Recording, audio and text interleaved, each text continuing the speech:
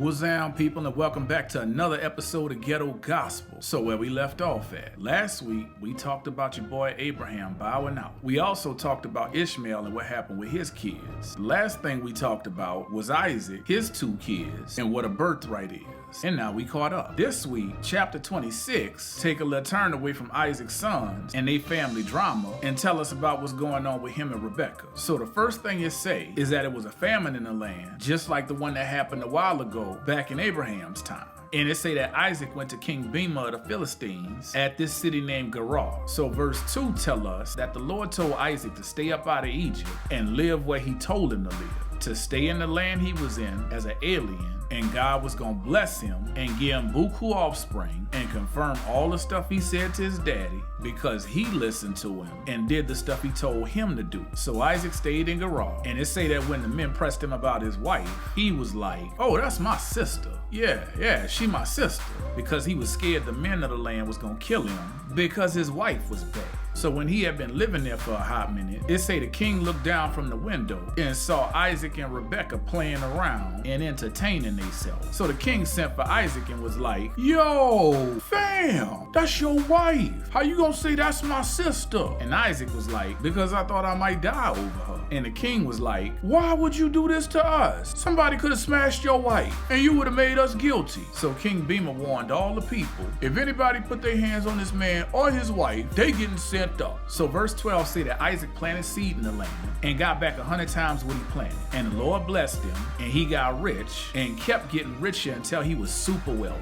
He had sheep and cattle and slaves, but the Philistines he lived around ain't like that, and they started hating on him. So the Philistines started plugging up that man's wells that his daddy had dug up. And the king himself was like, man, get up out of here. You way too powerful for us. So Isaac got up out of there, moved to the valley, and unplugged the wells that his daddy had dug up. Then his servants dug a new well and found more water. But then the local folks was like, that's our water. So he called it the contention well. Contention is basically drama between folks. So then they dug another well, and folks argued with him about that one too. So he called it the stress well. So they moved around and dug another well, and then folks left him alone. So he named it the Well of Wide Space. Kinda like, but now we got a crib with open space. Because the Lord made space for him, and they gonna be fruitful. So from there, he traveled up to that well where Abraham made the 7 sheep treaty with King Bema the first time. And the Lord showed up that night and appeared to Isaac like, you know who it is? I'm the God of your father Abraham.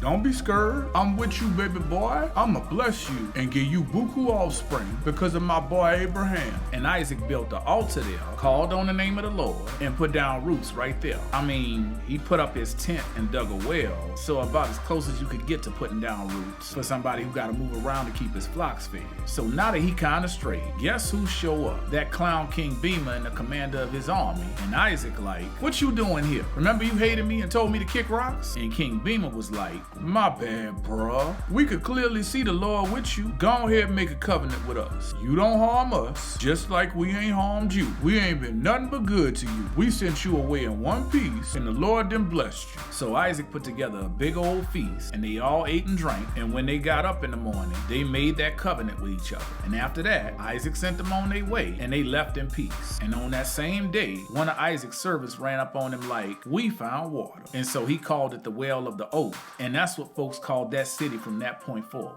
Now, it could have just ended there, but this chapter ended by giving you a preview of next week. And the last thing it say is that when Esau was 40 years old, he took 2 wives, and the wives he took was local chicks. And it say that his wives gave his parents all kind of grief. So that's it for this one. If you feel like you missing something, you are. That stuff gonna be in the extended cut that's dropping on Wednesday. If you don't know Jesus, but you trying to get to know him, go and click that first link in the description down there. I'll see y'all then. And as always, peace, and I hope y'all people straight.